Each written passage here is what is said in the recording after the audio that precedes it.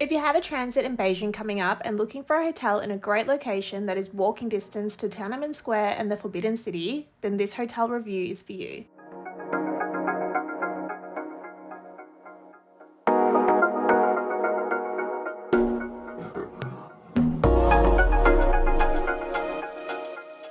Hello and welcome back to another Travel 101 experience. Before we get started, we would love to know where you're watching from. Let us know in the comments below. Recently, I had a 21-hour layover in Beijing and we decided to book a hotel in central Beijing.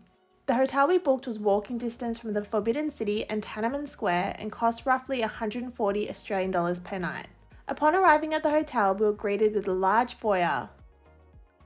Then we were quickly checked in and headed to our room.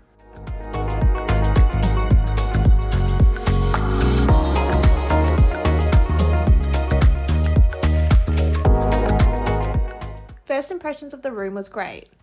It felt a little dated, but it was still in good condition and very spacious. There was a large bed in the center. We had a wardrobe with an iron and some storage. There was a tea and coffee station and a bar fridge.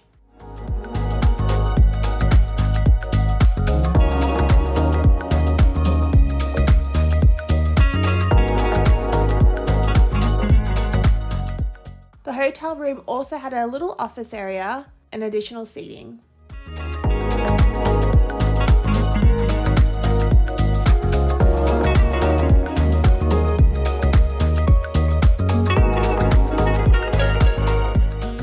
Our bathroom had a few extra toiletries such as lotion, body wash, shampoo and conditioner, which was a nice touch.